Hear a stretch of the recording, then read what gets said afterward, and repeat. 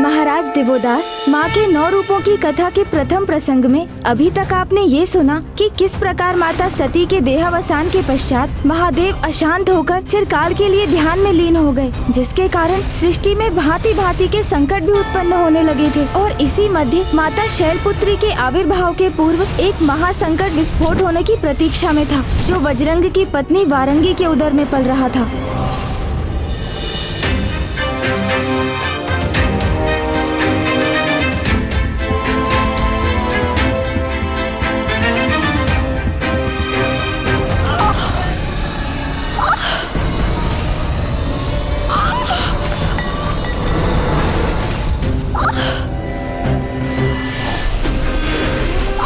देवी वारंगी, किसी दुष्ट के जन्म के आभास से तो सृष्टि भी विचलित हो उठती है, इसलिए अपशकुन प्रस्तुत कर सभी को चेतावनी देती है।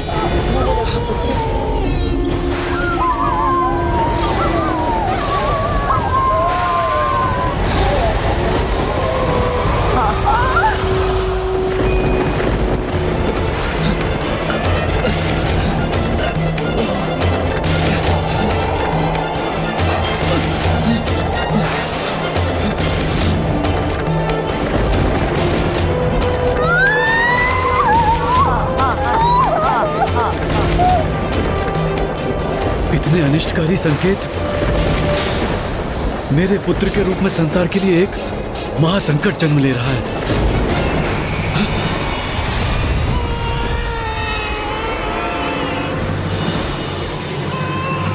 ये लीजिए आपका पुत्र।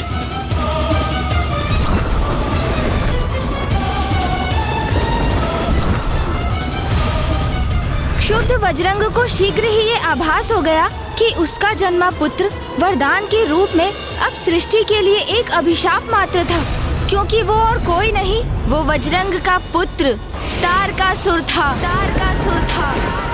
ओम तारकासुराय नमः।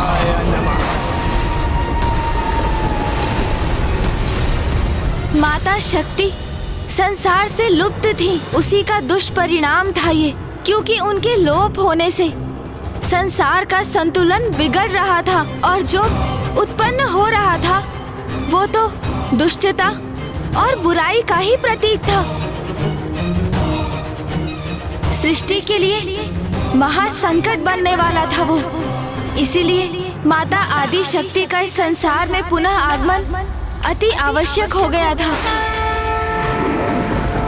वारंगी पुत्र तारक वो दुष्ट था जो तारकासुर के नाम से कुख्यात होकर संसार पर संकट बनकर छाने वाला था, और वारंगी वो तो आरंभ से ही अपने पुत्र को हरिद्वेषी त्रिलोक विजेता बनाने का स्वप्न देख रही थी।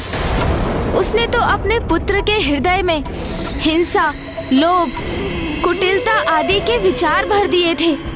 समय आने पर वारंगी ने उसे अन्य असुरों और स्वयं उसके पिता के समान कठोर तप करने की प्रेरणा दी, जिससे वो अपार शक्ति अर्जित करने में सफल हो सके। तारकासुर ने अपनी तपस्या आरंभ की इस उद्देश्य से कि वो स्वर्ग पर अधिपत्य स्थापित कर सके।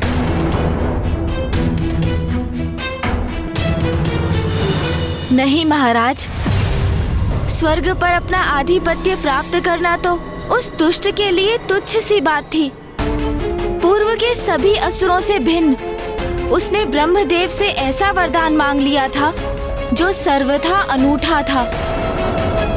ओम ब्रह्मदेवाय नमः। ओम ब्रह्मदेवाय नमः। ओम ब्रह्मदेवाय नमः। ओम ब्रह्मदेवाय नमः। ओम ब्रह्मदेवाय नमः।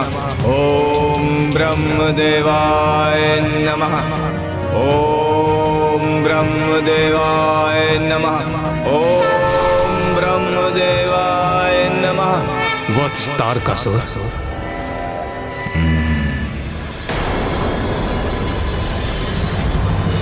प्रणाम ब्रह्मदेव। अपने तप से मैंने आपको यहाँ आने पर विवश कर ही दिया। कहो क्या वरदान चाहते हो? मांगूंगा अवश्य मांगूंगा। उसी के लिए तो इतना तप किया है मैंने।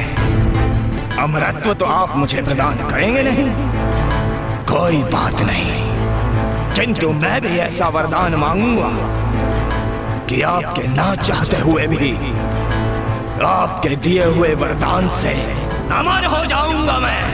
पहेलियां मत बुझाओ तारकासुर। तुम भली भांति जानते हो जो असंभव है उसे तुम कैसे संभव कर सकते हो। अमृत्यु का वरदान पाने के अधिकारी नहीं हो तुम। अन्य कोई वरदान चाहिए तो बताओ। ब्रह्मदेव, यदि घृत सीधी उंगली से ना निकले तो उंगली को टेढ़ी करनी पड़ती है। महाज्ञानी हैं आप, किंतु इतना भी नहीं समझते। तारकासुर जो चाहता है वो प्राप्त करके ही रहता है। मुझे वरदान दीजिए ब्रह्मदेव। महादेव की आदि शक्ति के प्रति कामेक्षा जागृत होने पर महादेव की जो शक्ति उत्पन्न हो उससे उनके जिस पुत्र का जन्म हो और जो भविष्य में देव सेनापति के पद पर स्थित हो, एकमात्र वही महादेव पुत्र मेरा वध कर सके। ये कैसा वरदान मांग लिया तारकासुर ने? महादेव तो परम ब्रह्म है, पूर्णता के प्रतीक हैं, परम योगी हैं। काम इच्छा तो उनमें लेश मात्र भी जागृत नहीं हो सकती। और महादेव की अर्धांगिनी अर्थात देवी सती ने भी तो योगाग्नि में अपने तन का दाह कर दिया था ना। अर्थात वो तो संसार में उपस्थित ही नहीं थी, जिसके कारण महादेव स्वयं भी विरक्त भाव से समाधि में स्थित थे। इसलिए इस अवस्था में महादेव के पुत्र का जन्म भला कैसे हो सकता था? अर्थात तारकासुर कपट कर रहा था। फिर ब्रह्मदेव ने क्या कहा गुणेश जी? ब्रह्मदेव किस गहन चिंता में डूब गया। आपका भक्त आपके समक्ष खड़ा है, जिसने आपको प्रसन्न करने के लिए कठोर तप किया है। भगवान हैं आप, अपने भक्त को कैसे निराश कर सकते हैं आप? बोलिए, वरदान तो आपको देना ही होगा, तो मेरा वरदान दीजिए मुझे। प्रभु दीजिए मुझे मेरा वरदान। प्रभु मेरा वरदान मुझे दीजिए, मैं आपके समक्ष खड़ा हूं। तथास्तु तथास्तु।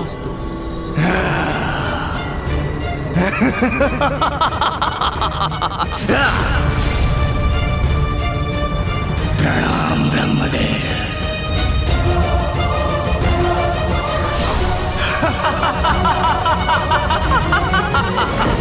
अमर हो गया मैं, अमर अमर अमर। एक और महादेव समाधि में लीन है, दूसरी ओर आदि शक्ति विलुप्त है। ऐसे में उनका पुत्र जन्म कैसे संभव होगा? इसका तात्पर्य है मेरा वध नहीं हो सकता, असंभव है ये।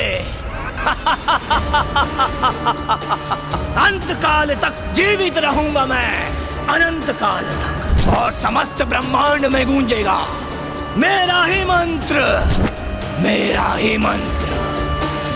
ओम तारकासुराय नमः, ओम तारकासुराय नमः।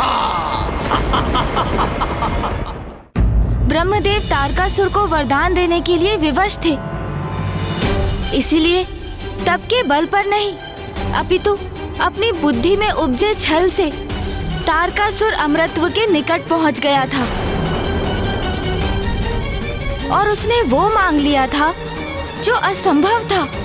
महादेव का ऐसा पुत्र कहाँ उत्पन्न हो सकता था?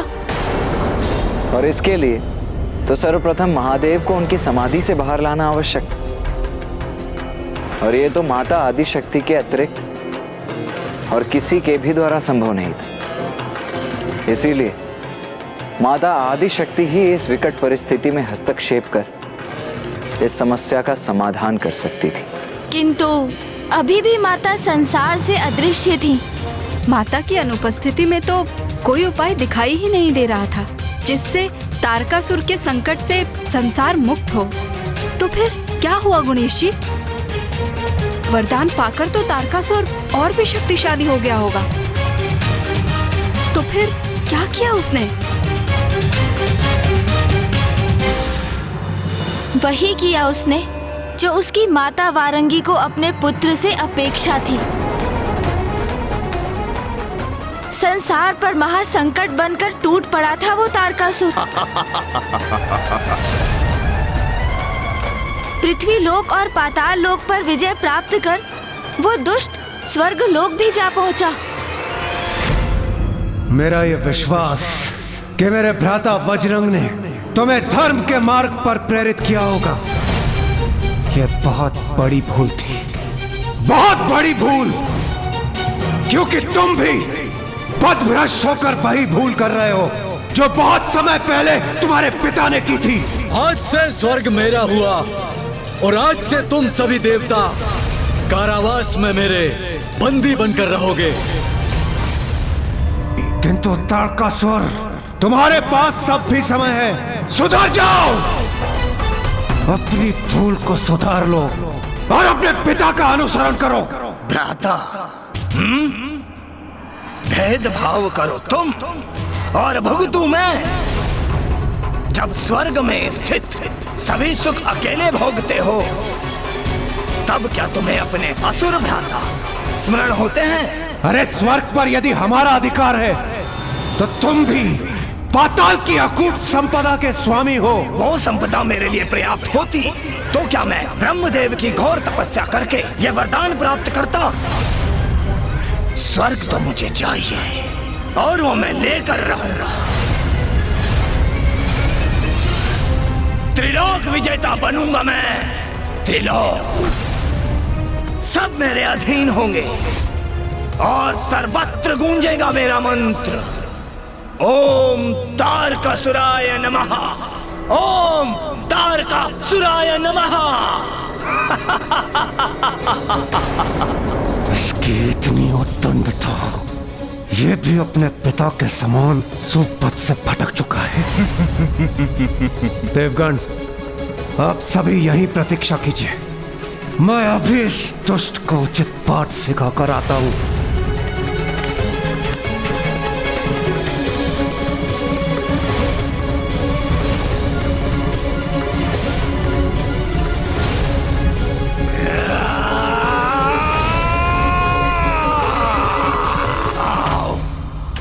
देवराजेंद्र, तुम्हें पराजित करके मैं स्वर्ग पर भी अपना एकाधिकार स्थापित करूंगा। दुष्ट असुर, मेरे एक ही प्रहार में तुम्हारे सारे ब्रह्म मिट जाएंगे। सावधान! ब्रह्म मिटेगा किंतु मेरा नहीं, तुम्हारा।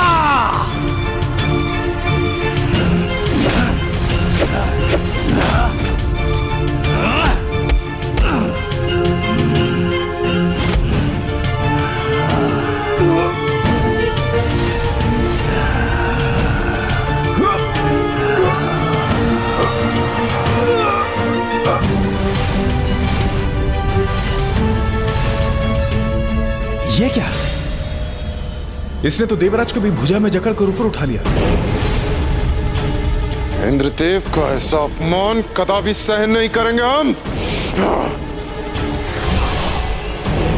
तारकासुर, तुम्हारा इतना दुस्साहस! मूर्ख देवताओं, शीघ्र तुम भी उसी अवस्था में होगे जहां पर तुम्हारे देवराज इंद्र हैं।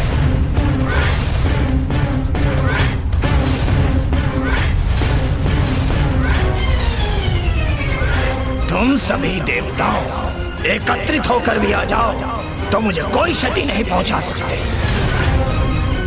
किंतु मैं तुम्हें अपना बंदी अवश्य बनाऊंगा, ऐसे कारागार में जहां से तुम्हारा मुक्ति पाना असंभव है।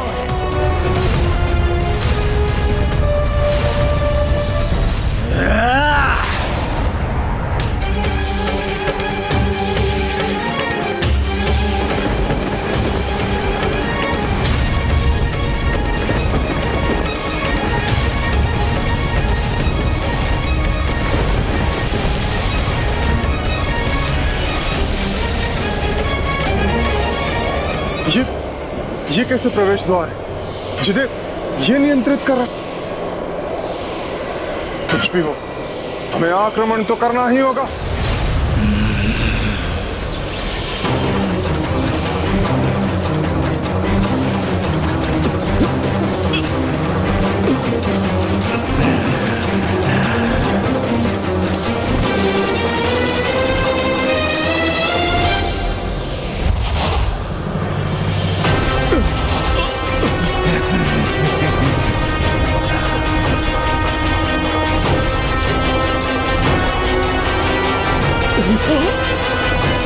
कैसे संभाले स्वयं को?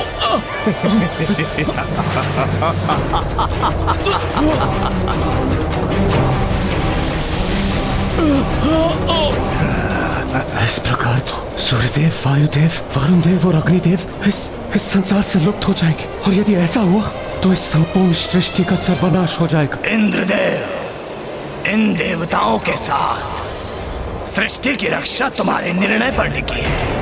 तुम चाहो तो इन देवताओं की रक्षा संभव है। अपनी पराजय स्वीकार कर लो इंद्रदेव, अन्यथा मैं सूर्यदेव, अग्निदेव, वरुणदेव और वायुदेव को ऐसे अंधकार स्थान पर भेज दूंगा जिससे बाहर निकलने का कोई मार्ग नहीं ढूंढ सकेंगे वो। ऐसे स्थान में ये क्या हो रहा है? ये सब क्या हो रहा है? कैसे रोकूं मैं इस दुष्ट को?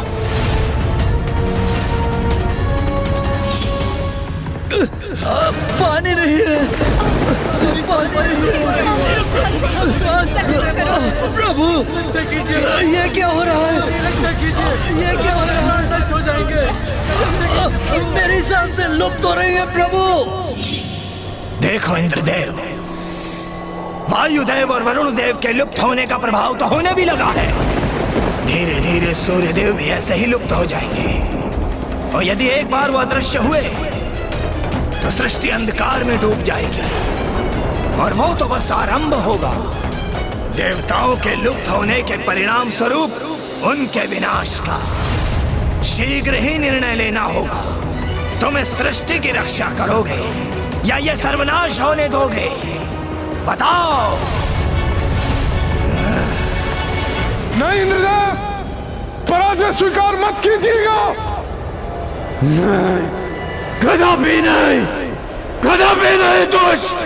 कदाचित इतना पर्याप्त नहीं है तुम्हारे लिए इंद्रदेव, तो उचित है मैं तुम्हें भी इस अंधकार में धकेल देता हूं। जाओ।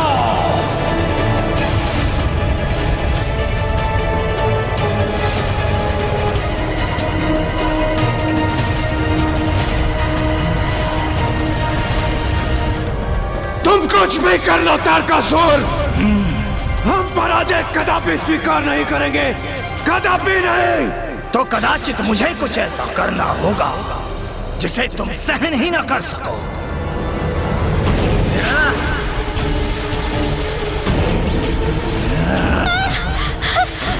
स्वामी, स्वामी रक्षा कीजिए स्वामी।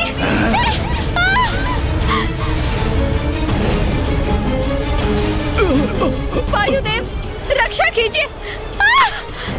देवी शची, देवी संज्ञा, स्वामी, स्वामी रक्षा। मैं तुम्हें और तुम्हारी देवियों को अवश्य ही सुरक्षित जाने देता हूं, किंतु तुम तो हट पर ही अड़े हुए हो। तो फिर तुम्हारी पत्नियों को भी उस अंधकार में समाहित होना ही होगा ना। वायुदेव रक्षा कीजिए। रक्षा कीजिए स्वामी, रक्षा कीजिए स्वामी, स्वामी रक्षा कीजिए। स्वामी, स्वामी रक्षा कीजिए। तारकासुर अनुचित कर रहा है हमारे साथ। कैसे बचाव करें अब हम? रुक जाओ, रुक जाओ तारकासुर, मैं पराजय स्वीकार करता हूँ, स्वीकार करता हूँ मैं पराजय। क्या कहा तुमने? पराजय स्वीकार की तुमने?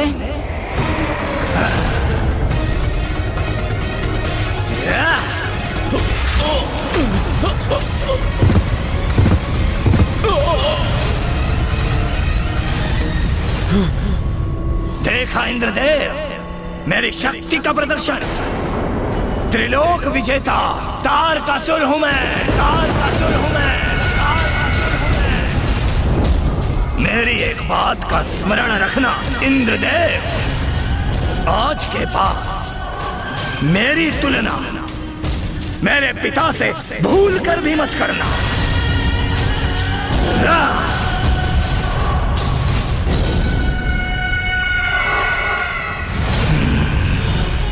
तारकासुर से पराजित होने के पश्चात लाचार होकर सभी देवता ब्रह्मदेव की शरण में गए।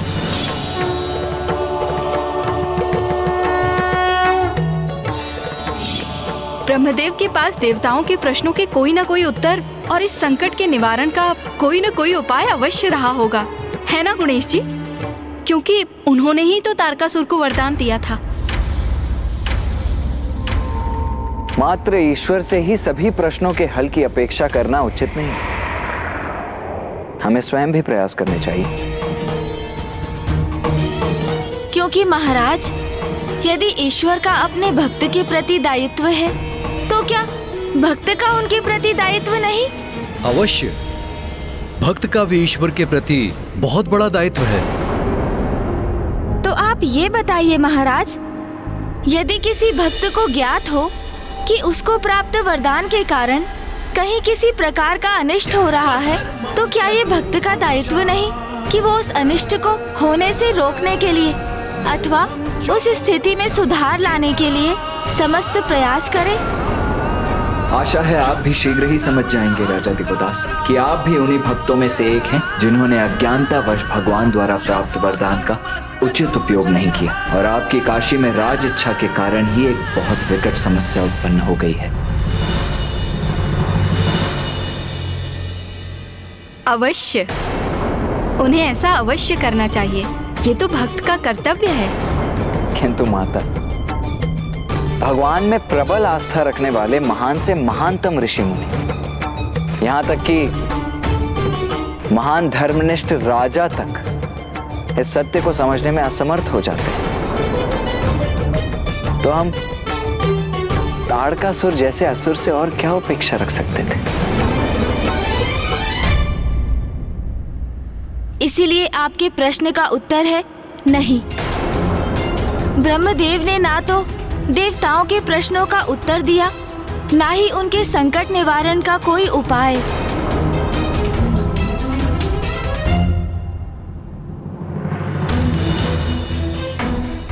तारक का अंत मात्र महादेव और आदि शक्ति के पुत्र से ही हो सकता है,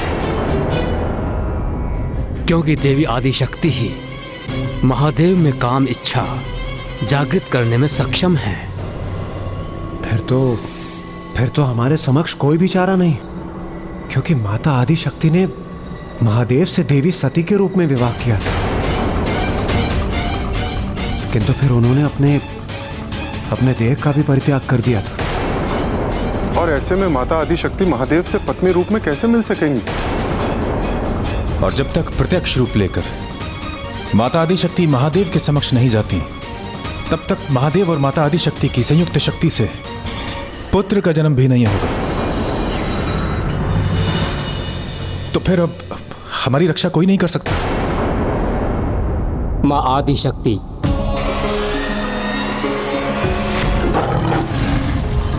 अब उनके आगमन से ही इस तारकासुर नामक संकट का अंत संभव हो सकता है। माता आदि शक्ति का तो कहीं कोई अस्तित्व ही नहीं है, तो फिर वो हमारी सहायता कैसे कर सकती है? देवगण, मुझे स्मरण है वो संकल्प।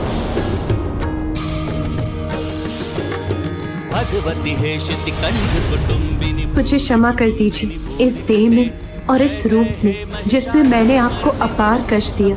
मैं अब एक क्षण भी और नहीं रहना चाहता, किंतु मैं उचित समय आने पर माता मैना की पुत्री के रूप में जन्म लूंगी और पुनः आपकी पत्नी बन आपका सानिध्य प्राप्त करूंगी। जब देवी सती ने देह त्यागने हेतु योगाग्नि उत्पन्न की थी, तब उनके मन में आगामी समय में देवी मैना की पुत्री के रूप में जन्म लेकर महादेव की पत्नी बनने का उनका संकल्प प्रकट हुआ था। देवी मैना, वो कौन है ब्रह्मदेव? देवी मैना और अन्य कोई नहीं, वरन प्रजापति दक्ष की ही नातिन थी। प्रजापति दक्ष की पुत्रियों में से एक थी देवी स्वधा। उन्हीं देवी स्वधा से 3 अयोनिजा पुत्रियों का जन्म हुआ। वो थी देवी मैना, देवी धन्या और देवी कलावती। एक बार माता मैना, माता धन्या और माता कलावती नारायण के निवास वैकुंठ में आयोजित यज्ञ में भाग लेने गईं।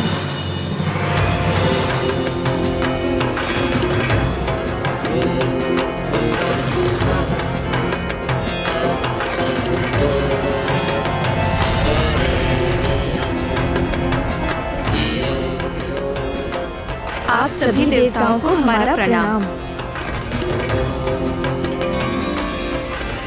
देवी मैना, देवी धन्या और देवी कलावती, आप सभी को यहाँ पाकर मैं अत्यंत प्रसन्न हुई। आइए और अपना स्थान ग्रहण कीजिए।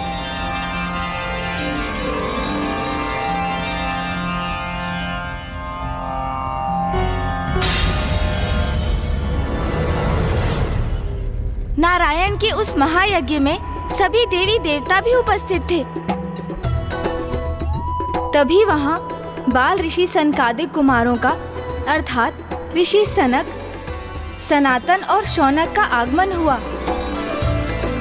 सभी स्वागत हेतु उनके सम्मान में अपने अपने स्थान पर खड़े हो गए, किंतु माताएं, माता मैना, धन्या एवं कलावती अपने स्थान पर ही स्थित रहीं।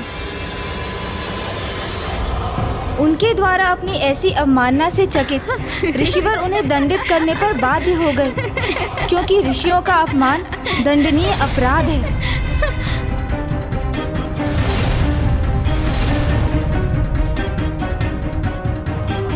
देवियों, देवियों, देवियों,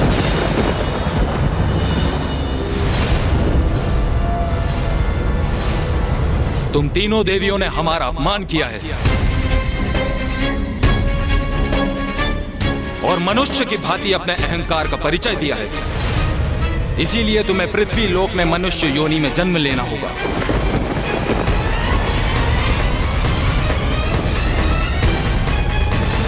हे ऋषिवर, हमें क्षमा कर दीजिए, हमसे भूल हो गई।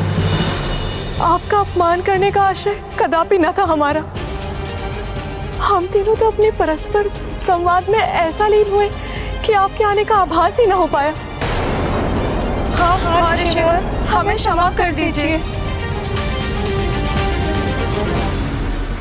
किंतु वहाँ जो भी हुआ वो तो सर्वथा अनुचित था ना गणेश जी? क्या अनुचित मानकर आप इतनी व्यग्र हो रही है माता? यही कि माता स्वदा की अयुजा पुत्रियां माताएं मैना, धन्या और कलावती तो संस्कारी एवं सर्वगुण संपन्न थी। तो फिर महासनत कुमारों के प्रवेश करने पर वे उनके सम्मान में अपने स्थान से उठी क्यों नहीं? और महासनत कुमार तो इतने शांत स्वभाव के हैं, उनके स्वभाव में क्रोध और अहंकार तो लेश मात्र भी नहीं है, तो उन्होंने इतने साधारण से अपराध के लिए इतना कठोर दंड दे दिया। हाँ माता, ये सब तो माता आदि शक्ति की ही लीला थी। उनकी ही इच्छा से माता मैना, माता धन्या और माता कलावती अपने स्थान पर स्थित रहीं और दंड की भागी बनी। महान ऋषि होने के नाते सनत कुमारों को ये आभास हो गया था कि ये तो माँ की ही लीला है। इसीलिए उन्होंने माताओं को शापित और रक्षित किया, किंतु साधारण दंड देकर ऋषि सनत कुमारों ने माताओं को बड़े दंड से रक्षित भी तो किया। वो कैसे गणेश जी? महाराज, ज्ञानी व्यक्तियों का अपमान करने वाले महापाप के भागी होते हैं। ऐसा महापाप जिससे छुटकारा पाने के लिए कई जन्मों की यातना सहनी पड़ती है। किंतु ऋषि सनत कुमारों ने तो माताओं को एक ही बार मनुष्य योनि में जन्म लेने का शाप दिया।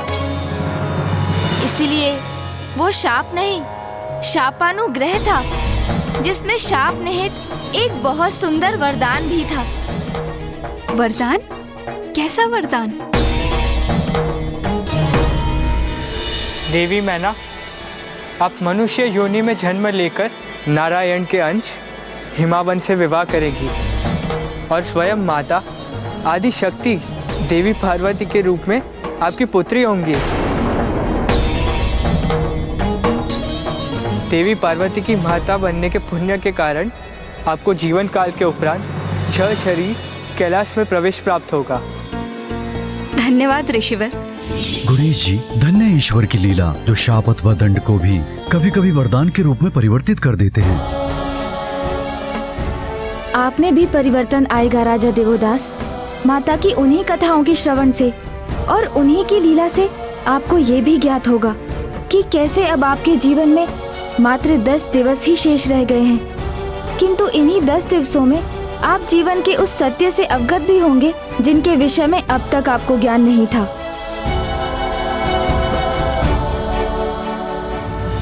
ऋषि सनत कुमारों ने क्रोध में आकर माताओं को शाप तो दे दिया। जब बाल ऋषि सनकादिक कुमारों का क्रोध शांत हुआ तो उन्हें एक अनूठा वरदान भी दिया। माता धन्या एवं माता कलावती को द्वापर में देवी राधा की माँ और त्रेता में देवी सीता की माँ बनने का वरदान प्राप्त हुआ। धन्यवाद ऋषिवर। और इसी प्रकार माता मैना को भी मनुष्य योनि में जन्म लेकर आदि शक्ति की माँ बनने का सौभाग्य प्राप्त हुआ। ये सभी जो घटित हुआ ये माता की ही लीला तो थी, क्योंकि ऋषिवर सनत कुमारों के श्राप के पीछे भी जगत कल्याण ही छिपा हुआ था। गणेश जी, ब्रह्मदेव ने देवताओं को ये तो बता दिया था कि माता मैना कौन थी, किंतु हिमावन कौन थे जिन्हें माता आदि शक्ति को पुत्री रूप में पाने का सौभाग्य प्राप्त होने वाला था। बताइए ना गणेश जी। राजा हिमावन और कोई नहीं, नारायण के ही अंश हैं। शांताकारं भुजगशयनं पद्मनाभं सुरेशं। क्योंकि एक भाई अपनी बहन से अधिक दूर भला कहाँ रह सकता है। जब ब्रह्मदेव ये सब देवताओं को बता रहे थे तब तारकासुर निश्चिंतता से स्वर्ग पर स्थापित हो गया था और उसने समूचे ब्रह्मांड में अपने आतंक का विस्तार करना आरंभ कर दिया था। जाओ, समस्त संसार को आतंकित कर दो, उन्हें मेरे नाम का उच्चारण सिखाओ। मेरा मंत्र ओम तारकासुराय नमः, इसी नाम की गूंज प्रत्येक स्थान पर सुनाई देनी चाहिए मुझे, और जो कोई ऐसा करने से अस्वीकार करे उसका अंत कर दो। और इस प्रकार अब माता आदि शक्ति का माता शैलपुत्री के रूप में जन्म लेने का समय आ चुका था। समय आ गया है। आप सभी माता आदि शक्ति का आह्वान कीजिए, उनसे प्रार्थना कीजिए कि वो पुनः पृथ्वी पर अवतरित हों। या देवी सर्वभूतेषु शक्तिरूपेण संस्थिता, नमस्तस्यै नमस्तस्यै नमस्तस्यै नमो नमः। या देवी सर्वभूतेषु शक्तिरूपेण संस्थिता। मैं आप सभी की प्रार्थना से प्रसन्न हूँ। माता, आपको तो ज्ञात है दुष्ट तारकासुर ने समस्त संसार को आतंकित कर रखा है, इसलिए आपका महादेव से पुनः विवाह होना अनिवार्य है। हम सभी देवता आपसे विनती करते हैं कि माता मैना की पुत्री माता पार्वती के रूप में जन्म लेने की कृपा करें। अब समय आ गया, आप सभी जाइए और नारायण अंश राजा हिमावत का विवाह माता मैना से संपन्न कराइए। मैं पुनः अवतरित होंगी, क्योंकि तारकासुर का अंत अब समीप। इस मध्य तारकासुर को मेरे आविर्भाव और उसकी मृत्यु के संकेत मिलते रहे।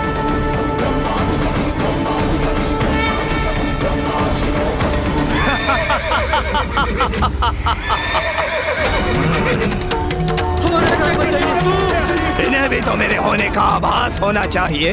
हमारे प्राण बचाइए प्रभु, रक्षा कीजिए।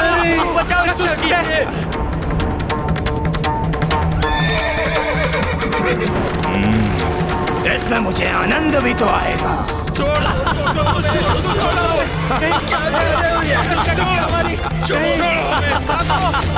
रक्षा करो अपनी। छोड़ो मुझे। हरि, रक्षा कीजिए।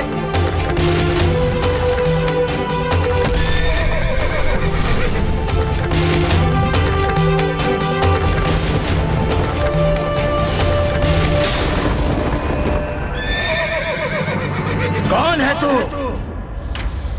हट जा मेरे मार्ग से, अन्यथा तू भी कुचला जाएगा।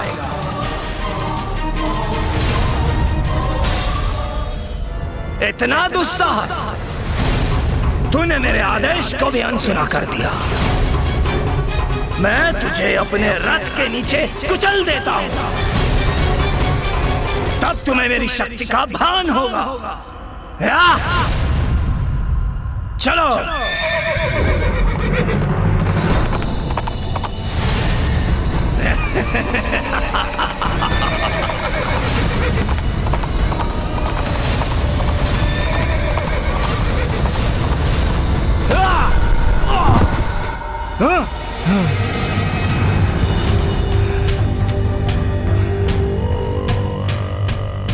मेरे दुस्वप्न में वो तेजस्वी युवक कौन था? दुष्ट तारकासुर को तो प्रभु और माता की उस दिव्य लीला का कोई ज्ञान नहीं था, फिर उसे दुस्वप्नों के माध्यम से पूर्वाभास क्यों हो रहा था? और उसके स्वप्न में वो युवक कौन था? माता सभी को ये ज्ञात करा रही थी कि तारकासुर के अंत का समय निकट आ रहा था। इसीलिए अब परोक्ष रूप से माता ने तारकासुर को उसका परिचय देना आरंभ कर दिया था, जिससे उसकी भेंट अब शीघ्र ही होने वाली थी। और वो था उस दुष्ट का काल।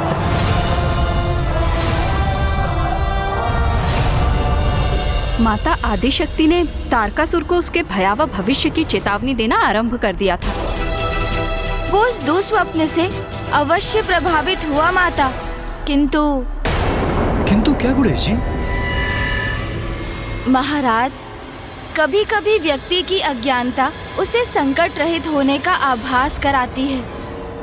जैसे विशालकाय पक्षी शतुरमुर्ग पर जब भी कोई संकट छाता है तो वो सत्य को नकार कर अपना शीश मिट्टी में छिपा लेता है और सुरक्षित होने का भ्रम पाल लेता है। उसी प्रकार तारकासुर भी भ्रम उत्पन्न कर सभी चेतावनियों को नकार रहा था, किंतु सत्य को चाहे कितना भी नकार ले, वो सत्य ही रहता है।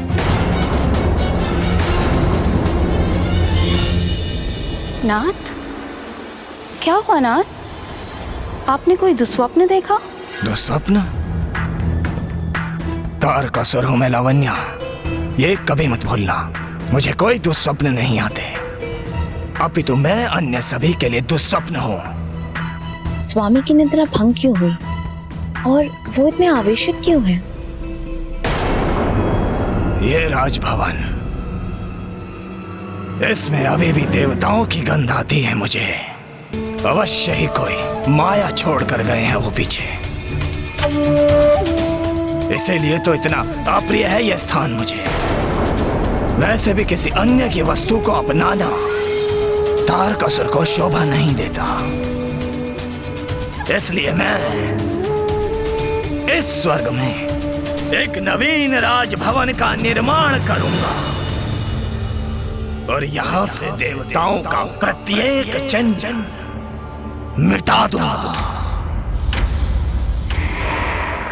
एक और तारकासुर माँ की चेतावनियों को अनदेखा कर रहा था, तो वहीं दूसरी ओर माता आदिशक्ति देवी मैना के गर्भ से जन्म ले सके, इसके लिए देवताओं ने माता के निर्देशों का बड़ी गंभीरता से पालन करते हुए माता मैना और राजा हिमावन का विवाह संपन्न करवाया।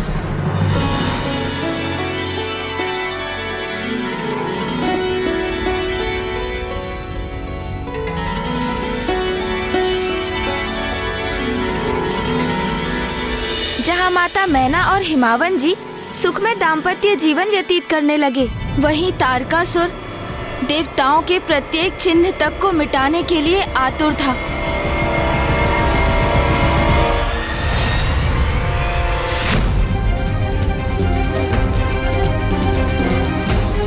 इंद्र के राजभवन से कहीं अधिक भव्य राजभवन होगा मेरा।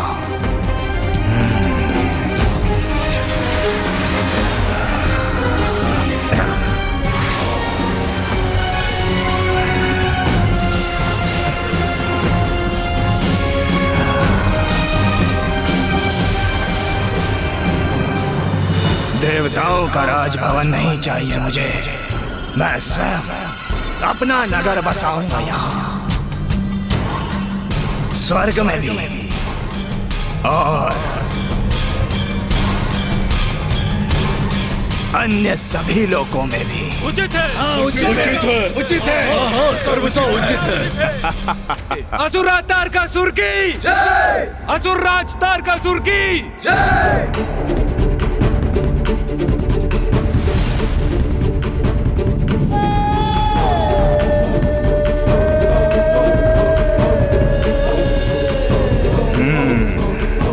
उचित है। तो ये है शेष लोक। हाँ, वहां भी मेरे नवीन भवनों का निर्माण होगा।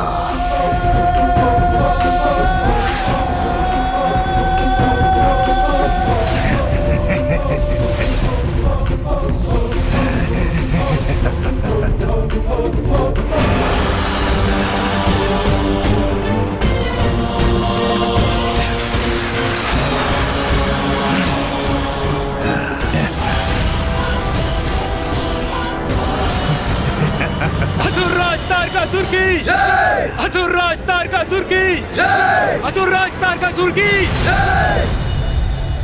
अपने छल और बल का प्रयोग करके मैंने तीनों लोगों को अपने वश में कर लिया है और अब स्वर्ग का अधिपति वो तुच्छ देवराज इंद्र नहीं, अपितु असुरराज तारकासुर है। तारकासुर है। तारकासुर है। तो मैं अब अपने नवीन मंत्रीगण को नियुक्त करूंगा। अक्षमन तारकासुर के प्रतिनिधि होने के नाते आज से किसी भी हवन कुंड में अग्नि प्रज्वलित नहीं होने दोगे। रात्रिसुर संसार को चंद्र के प्रकाश से रिक्त करो और उसे अनंत रात्रि में धकेल दो। और तुम पावकासुर जहां जहां ईश्वर हो वहां जाओ, सभी मंदिरों को उखाड़ फेंको। और तुम विजल वरुण लोक जाओ और सूखे की स्थिति उत्पन्न करो। जल की एक बूंद के लिए भी सभी को तरसा दो। असुरराज तारकासुर की असुरराज तारकासुर की असुरराज तारकासुर की असुरराज तारकासुर की असुरराज तारकासुर की। मैंने कहा था ना, देवताओं का कोई चिन्ह शेष नहीं छोड़ूंगा। तो जाओ, समस्त संसार में हाहाकार मचा दो, जिससे ऋषि मुनि ब्राह्मण नर नारी बालक सभी देवताओं को भूलकर मेरी पूजा करें और सभी की जीवा पर केवल एक ही नाम और एक ही मंत्र होना चाहिए। ओम तारकासुराय नमः। ओम तारकासुराय नमः। ओम तारकासुराय नमः।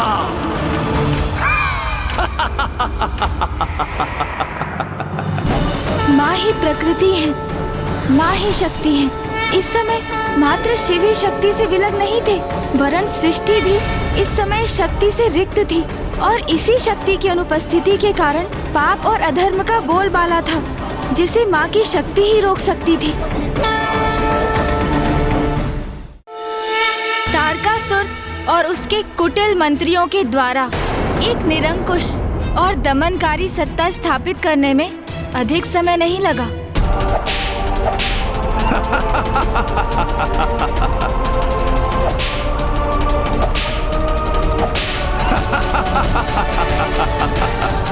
और जैसे जैसे समय बीतता गया देवता और भी व्यग्र और अधीर होते गए। वो अवश्य माता मैना के संतान की प्रतीक्षा कर रहे थे, क्योंकि माता आदि शक्ति उन्हीं की पुत्री के रूप में प्रकट होने वाली थी। किंतु उसमें विलंब क्यों हो रहा था? माता आदि शक्ति को अपनी पुत्री रूप में प्राप्त करने हेतु माता मैना को और तैयार होने की आवश्यकता जो थी। माता मैना को तो ये ज्ञात भी नहीं था कि ऋषि सनत कुमारों ने ही उन्हें पूर्व जन्म में ही मनुष्य योनि में जन्म लेने का शाप दिया था। तो उन्हें अपनी वास्तविकता से परिचय कैसे प्राप्त होने वाला था? महाराज, इसका उपाय भी ब्रह्मदेव ने ही प्रस्तुत किया। प्रभु, हमें और कितनी प्रतीक्षा करनी होगी? कब होगा इस संकट का अंत? माता आदि शक्ति के आदेशानुसार हमने माता मैना और राजा हिमावन का विवाह भी संपन्न करा दिया। तो अब तो समय आ गया ना कि हमारे भी कष्ट दूर हो। अब समय आ गया है देवी मैना को उनके दिव्य उद्देश्य से परिचित कराने का, उनके मन में उमड़ते प्रश्नों का उत्तर देने का अब समय अवश्य आ गया है।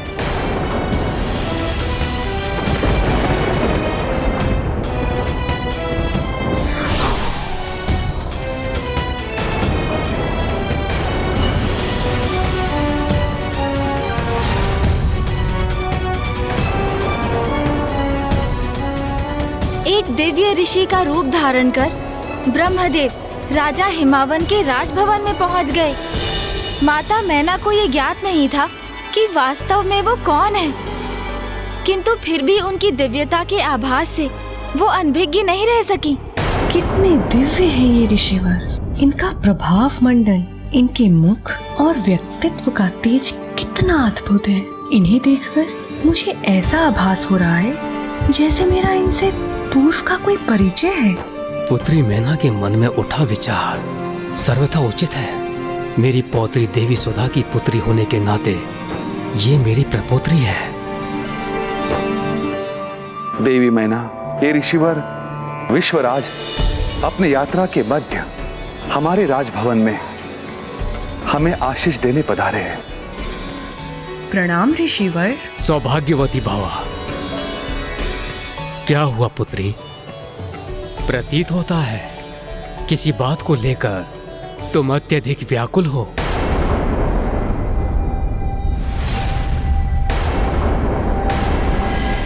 ऋषिवर, मेरे मन में सदैव कुछ अस्पष्ट दृश्य उत्पन्न होकर मुझे उलझन में डाल देते हैं।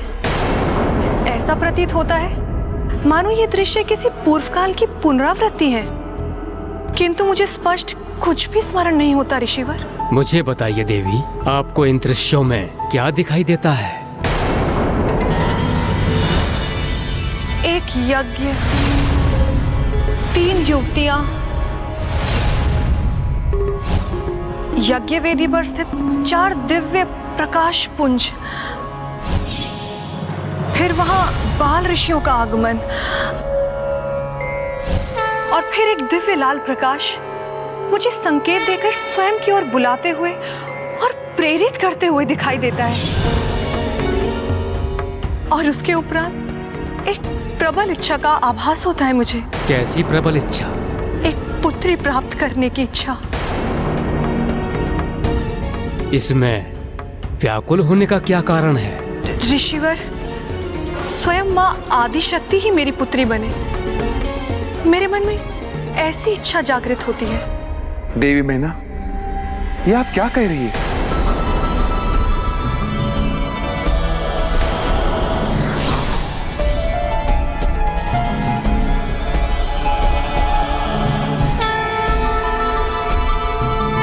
प्रभु ब्रह्मदेव।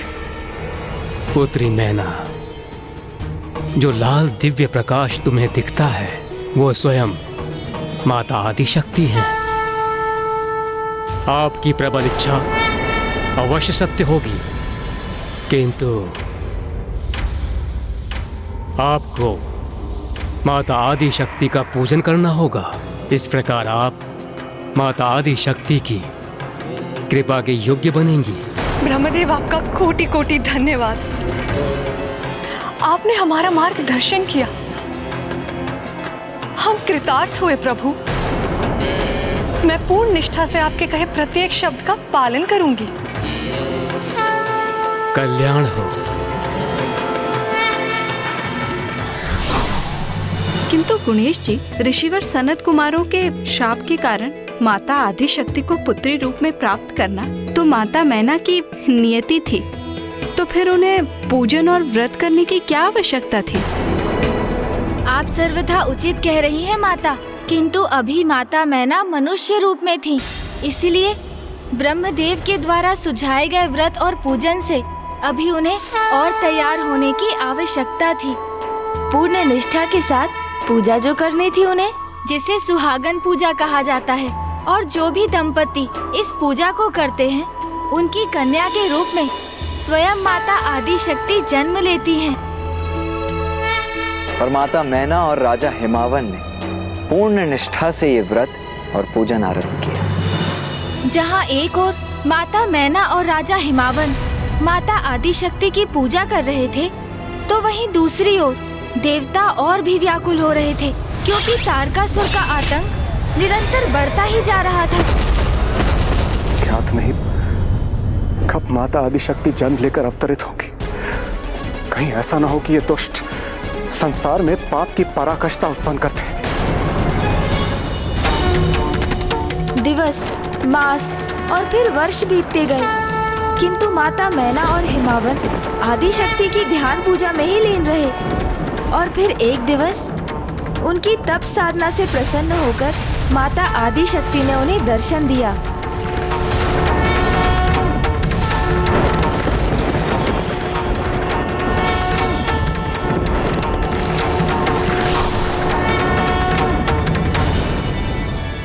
मैना, हिमावन,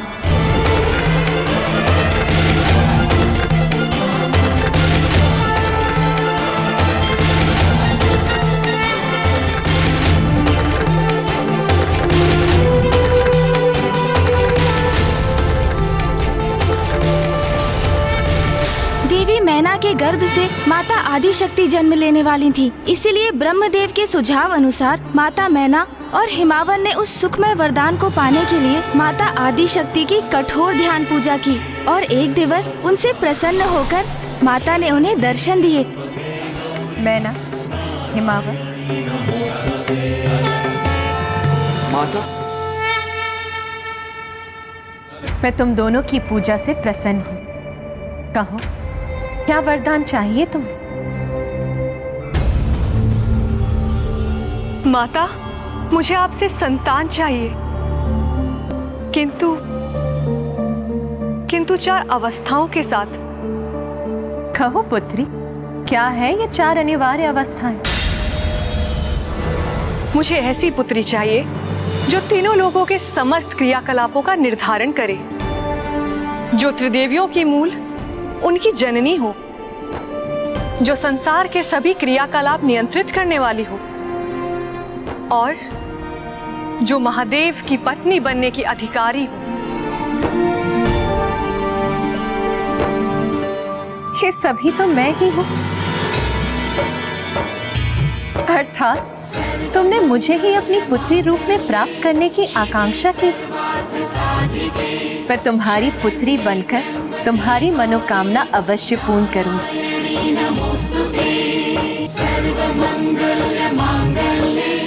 तथास्तु। माता आदिशक्ति पुनः जन्म ले रही है, अर्थात तारकासुर का अंत होगा। मेरी प्रार्थना और 3 अनिवार्य अवस्था स्वीकार करने हेतु आपको कोटि कोटि धन्यवाद माँ। किंतु अभी मेरी 4th अवस्था शेष है माँ। तो कहो पुत्री, क्या है तुम्हारी 4th अवस्था? मेरी 4th अवस्था ये है माँ कि मेरी पुत्री के जन्म से पहले मुझे 100 पुत्रों की प्राप्ति हो, ताकि उसके जन्म के उपरांत उसे 100 भ्राताओं का प्रेम मिले।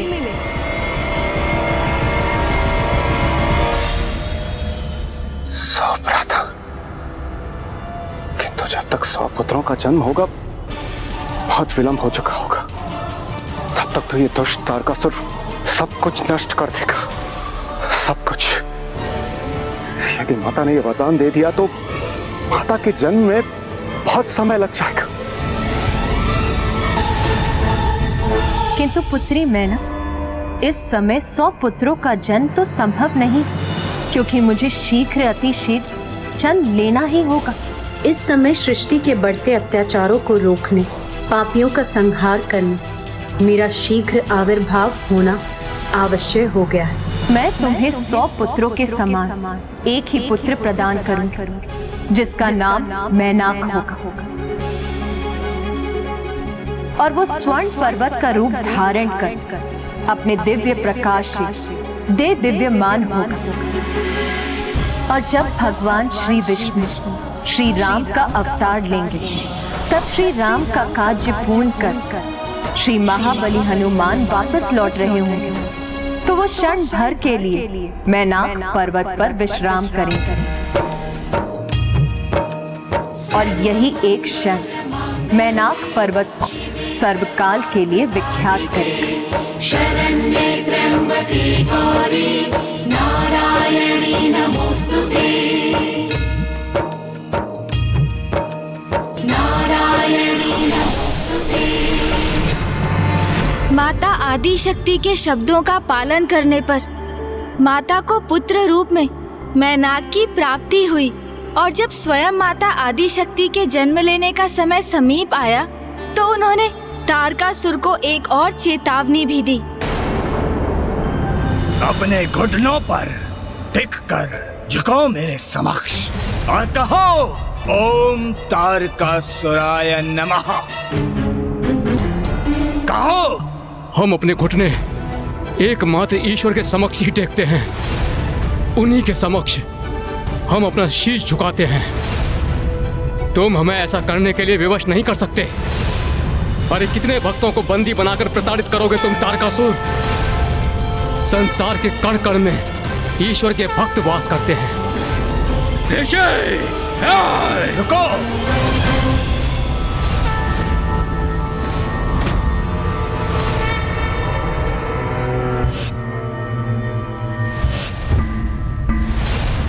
इस तुच्छ ऋषि ने मेरे मन में एक अति उत्तम विचार उत्पन्न किया है। तुम्हारे अनुसार संसार के कण कण में ईश्वर भक्त हैं, तो मैं संसार के कण कण को छनवा कर उन ईश्वर भक्तों को बंदी बनाऊंगा और तुम्हारे समक्ष उनकी हत्या करूंगा, जिसके उत्तरदायी होंगे तुम। बहुत आनंद आएगा, आनंद आएगा मुझे।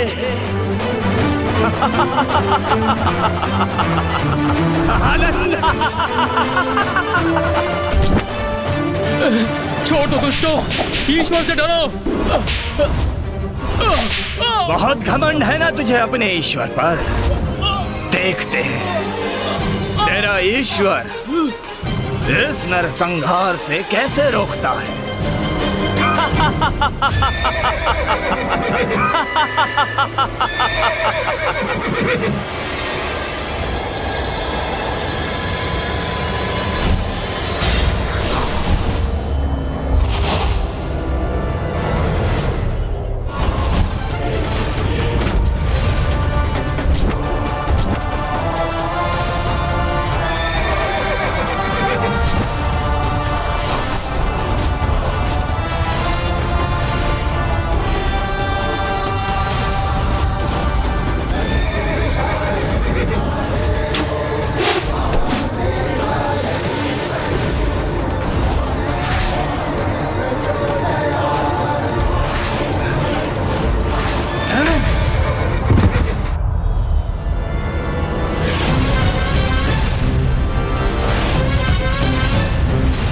ये तो वही दुस्वप्न वाला युवक प्रतीत हुआ मुझे। क्यों ये युवक मुझे बार बार दिखाई दे रहा है? क्या वो युवक वास्तव में था वहाँ, अथवा वो मात्र मेरा भ्रम था? ये कैसे संभव है? क्यों दिखाई दे रहा है ऐसा दृश्य मुझे? भ्रमित तारकासुर उस लघु पराजय से विचलित होकर जो उसने किया उसका तो विचार किसी को भी निशब्द कर दे। गुणेश जी, तारकासुर अब तक जो कर चुका था, क्या वो दुष्टता की पराकाष्ठा नहीं थी? इससे अधिक वो अब क्या करने जा रहा था? हत्या, ईश्वर के भक्त की हत्या।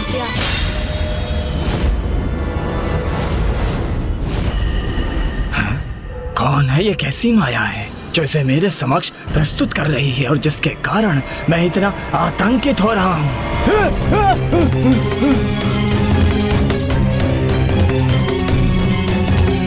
आप नीचे गिर गए थे तो मैं उठने में आपकी सहायता कर रहा था। सहायता? तू मेरी सहायता करेगा? तारकासुर की तू करेगा? दूर हट तुच्छ ऋषि, तूने मुझे स्पर्श करने का दुस्साहस कैसे किया? त्रिलोक विजेता तारकासुर हूं मैं।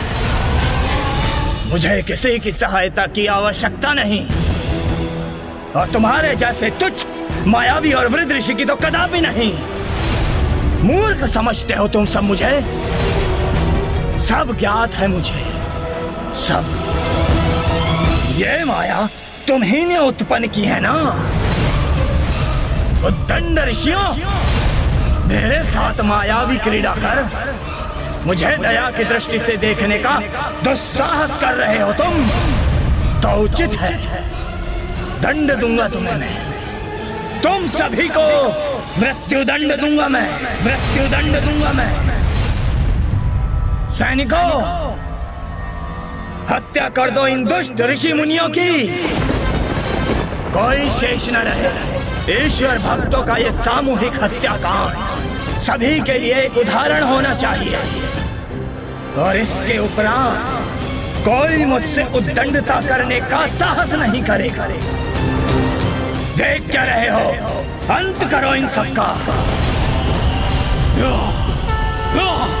मारो इन्हें, किसी को नहीं छोड़ना। हे माता, हमारी सहायता करें। हे माता, हमारी रक्षा करें। माता, ये पापी तारकासुर तो धृष्टता के चरम को भी पार कर चुका है। ईश्वर भक्तों का अंत करने पर तुला।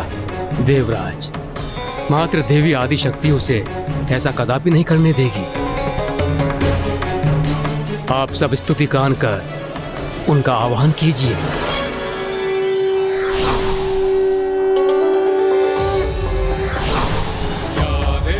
सर्वभूतेषु शक्तिरूपेण संस्थिता। नमस्तस्यै नमस्तस्यै नमस्तस्यै नमो नमः।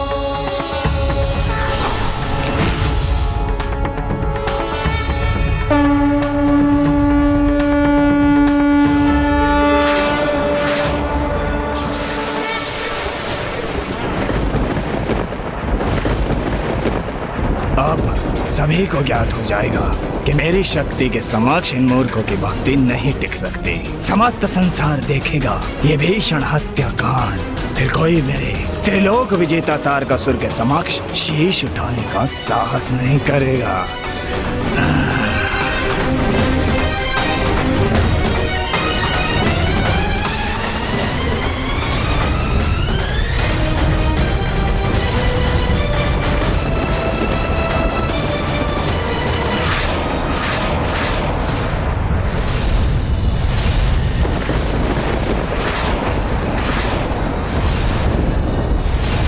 ये तो वही तेजस्वी युवक है। यह असंख्य प्रतिरूप धारण कर अचानक कैसे प्रकट हो गया?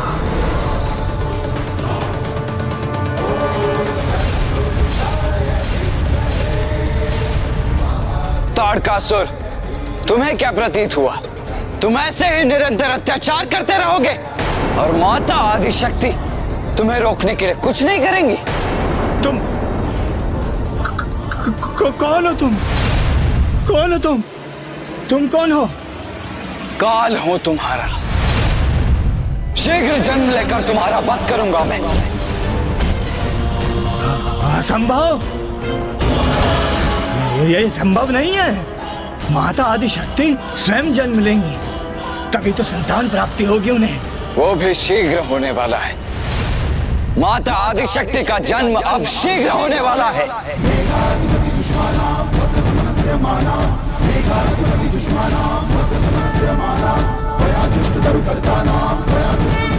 हमारे एक ही प्रहार से अंत होगा तुम सभी का। असुर महाराज तारकासुर का आदेश सार्थक करेंगे हम, वध करेंगे तुम्हारा। इसीलिए मैं तुम्हें चेतावनी दे रहा हूं, रोक लो अपना यह अत्याचार, अन्यथा मैं तुम्हारा अंत कर दूंगा। रुको रुको सैनिकों,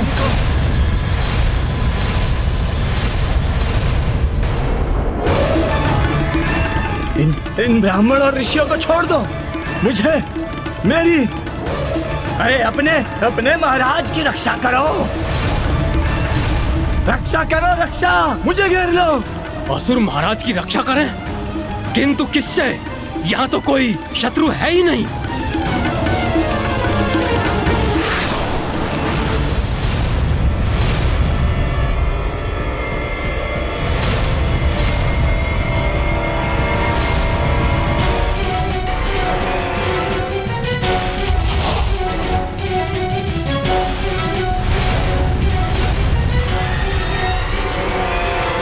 नहीं, मेरा कोई अंत नहीं कर सकता। तुम मेरे निकट आओगे तो मैं तुम्हारा अंत कर दूंगा।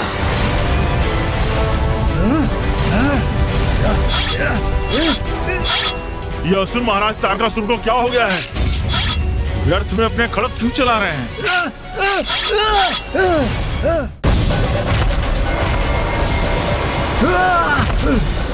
क्या हुआ महाराज, आप झुक क्यों गए?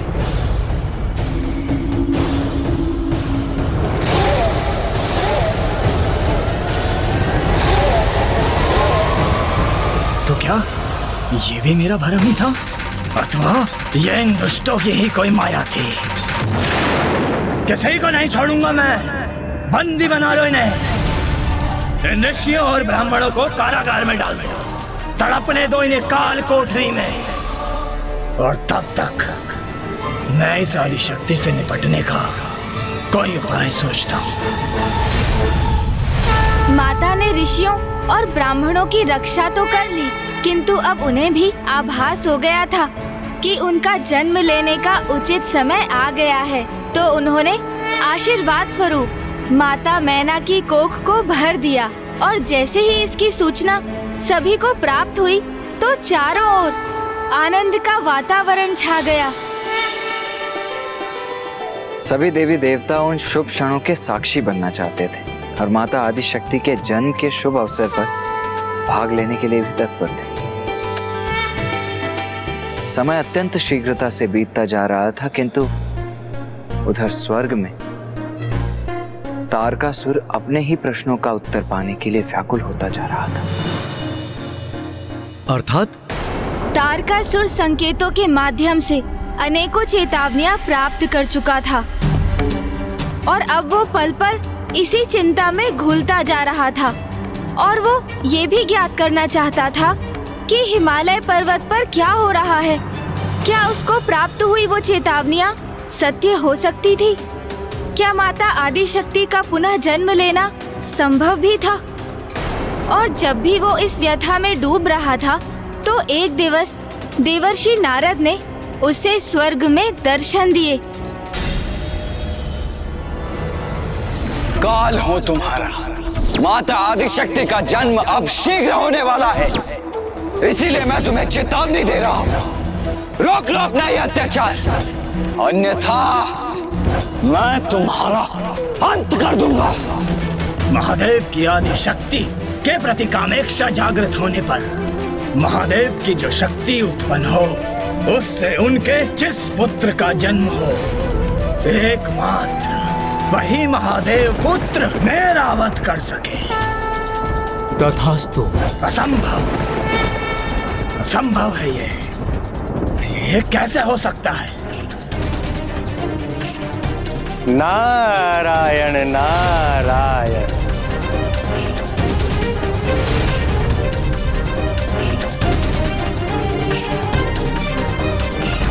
नारायण नारायण।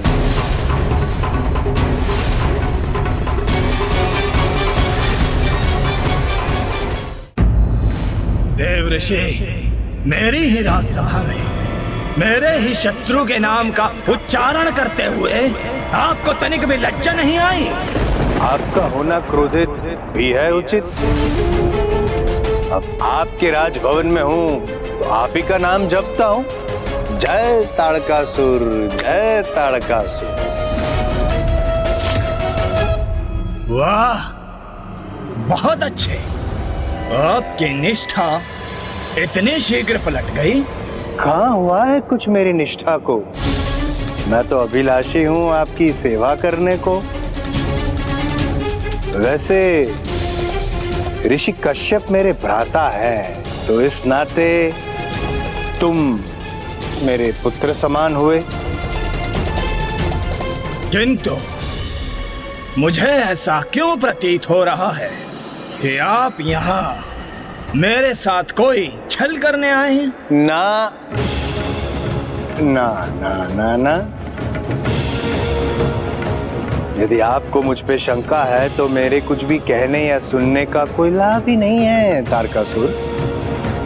वैसे मैं तो आपको केवल इतना सूचित करने आया था कि माता आदि शक्ति हिमालय की गोद में रहने दी। क्या? रुकिए देवर्षि, अपनी बात तो पूर्ण करके जाइए। आपको मेरी बात में कहाँ विश्वास है? मेरे कुछ भी कहने का कहाँ कोई अर्थ है? नहीं देवर्षि, नहीं, मुझे आप पर विश्वास नहीं। ऐसा मैंने कब कहा? अच्छा, आप मुझे विस्तार से कुछ बताने वाले थे। क्या बताने वाले थे आप? आप सुनना चाहते हैं? जी देवर्षि। तो मैंने जो सुना है आप भी सुनिए कि राजा हिमावन के राजभवन में कुछ तो नवीन समाचार है, किंतु इससे अधिक तो मुझे कुछ ज्ञात नहीं है। अब समझदार को तो संकेत ही पर्याप्त है। अब आप समझदार हैं या ना समझ, इसका निर्णय मैं कैसे ले सकता हूं?